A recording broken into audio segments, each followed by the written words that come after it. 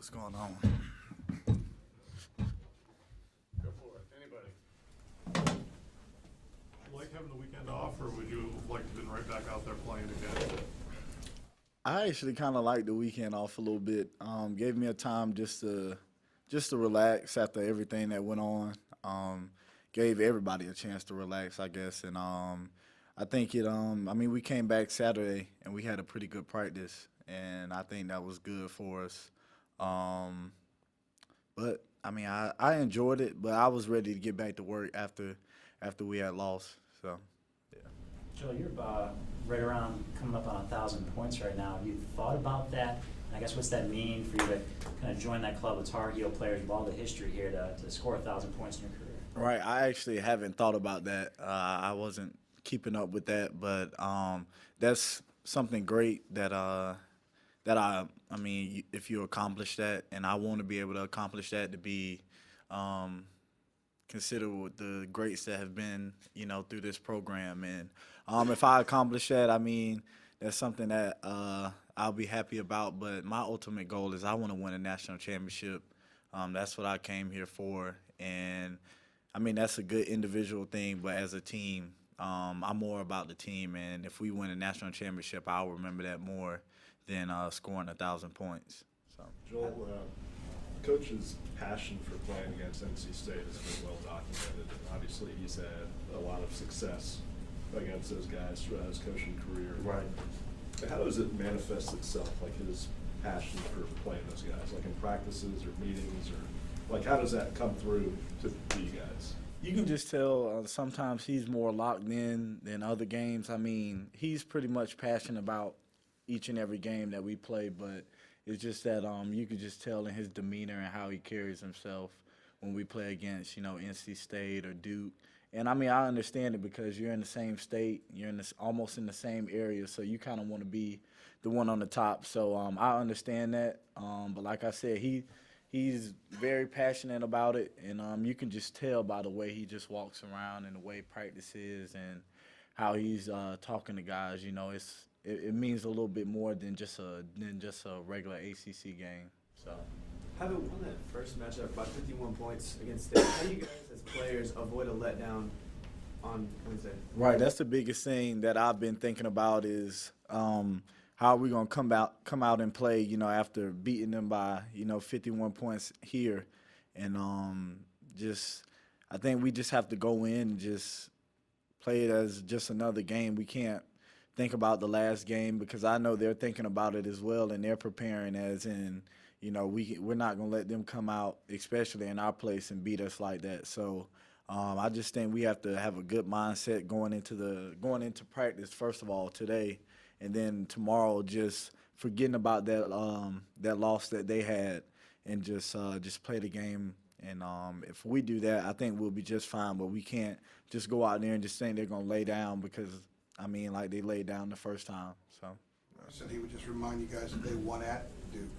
Yeah. How much does knowing that they can still play at that level, even though they aren't doing it regularly, how much does that play into sort of what you're expecting on Wednesday? Yeah, they've had a up and down season, but they still have a good team and guys that can score the ball and down low they have some size. So I think they're still a good team. It's the ACC, and every game is crucial, and I know they're going to come out and try to go at us. And, yeah, like you said, they won over there and we lost. So just to know that, that they're capable of, beating high-caliber teams, we have to think about that. And then just the big thing is we beat them by 51, so we just can't worry about that. We just have to go out there and put that past us and just play this game tomorrow. So. Joel, how would you assess your play the last couple weeks? Yeah, I haven't been hitting as many shots as that I've wanted to hit. Haven't been scoring like I wanted to. And then on the defensive end, I think I can get a lot better.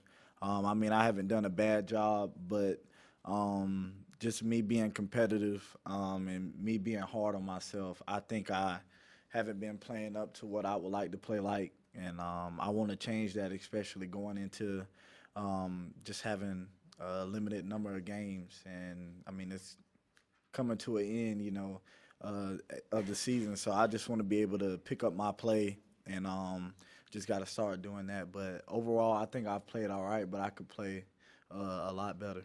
So. It seemed like early in the year you're having more success kind of getting to the rim. I know you play against a lot of zone. It seems like maybe you've taken more outside shots than you had been. Right. Is that just due to scouting and approaching the defense?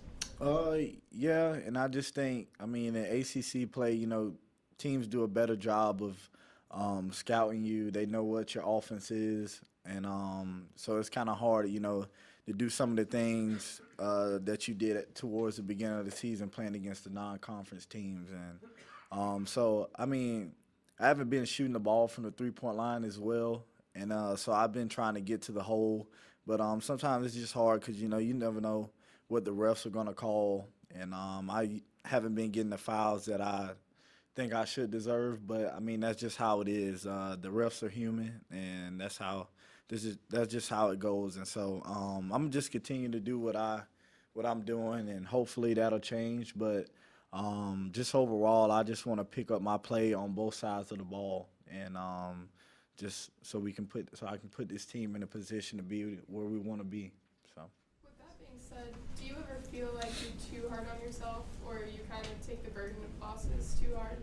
Yeah, I think I put a lot on myself, and I've always done that since I've started playing basketball. That's just my nature, especially just being a point guard. You know, you're the leader, and so whenever you lose, you feel like it's a big load on you. So.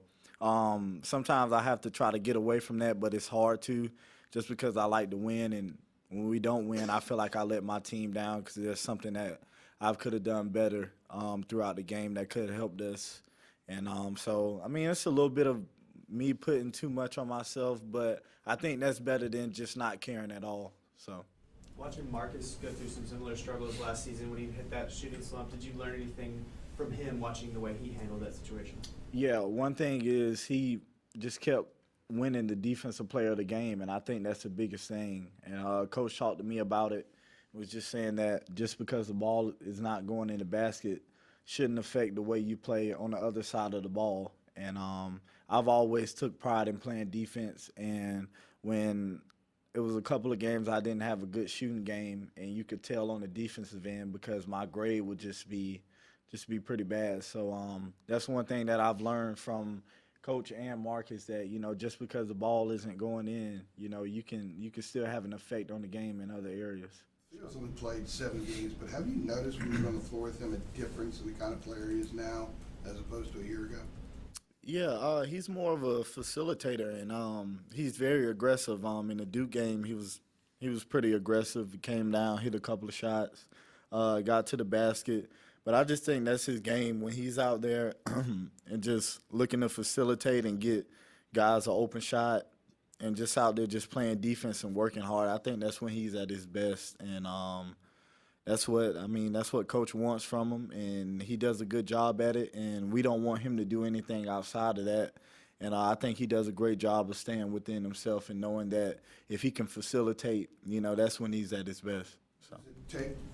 How does it change what you do when he's out there? Because you have another guy that can get the entry in there and can do a lot of the, like you're saying, a lot of the facilitating. Yeah, I mean, I try to, when he's driving to my side, I know that he's looking for me. I mean, I know that sometimes he looks for a shot, but majority of the time he's looking to make a play for someone else, and that's just the kind of player Theo is. And so every time he attacks to my side or I see him looking to pass, I work a little bit harder just because I know if I'm open, he's going to deliver the ball. So.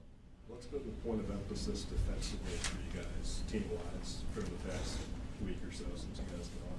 Yeah, I think the biggest thing is just not letting the other teams get to the hole and get easy layups, and then just protecting the three-point line. I think that sometimes we try so hard to protect the inside, then we just end up giving up a lot of threes. So I think we just have to have a better balance of being able to stop the ball from getting inside, and then also just stopping the three. And I think the biggest thing for us is just being ready on the defensive end. Sometimes we have it to where we wait till the offensive person goes and then we try to react instead of just being down in the stance and being ready to guard. And I think if everyone gets into that mindset of always just getting your work done early and being ready before the offensive player starts moving. I think that'll help our defense a lot.